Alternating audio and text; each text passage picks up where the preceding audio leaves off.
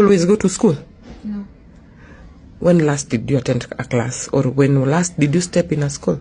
The last time I stepped in a school, it was when I was in grade 2. Grade 2 or 3? 2. Grade 2. That is which year? That was 2019, 2020. I was supposed to get in grade 3. Be loud, kidogo.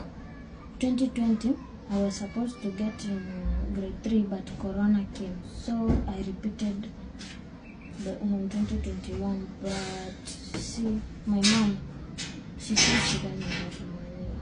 Which school were you at in 2019? There's a school called...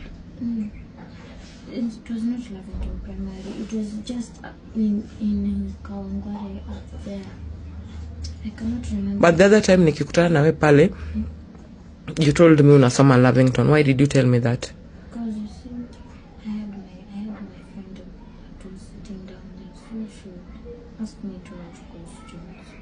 Because people around you knows that you always go to school.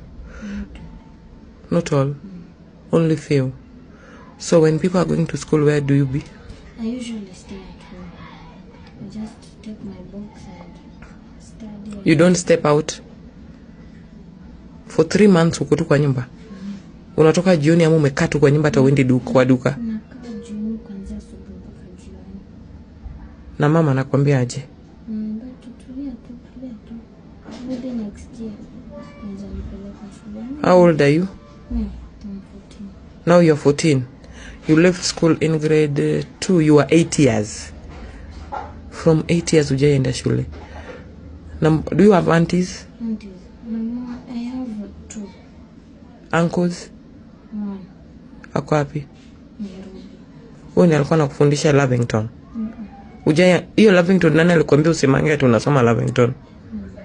Mama yako. Kozie pia anasemanga ati uko Lavington. But deep down you want to go to school.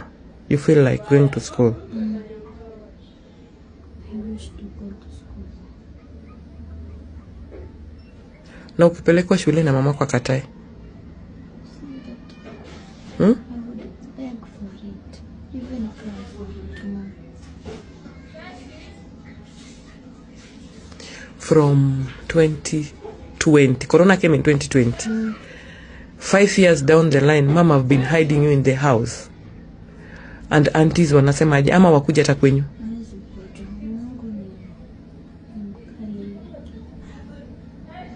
Na akinisikia hata nitusi.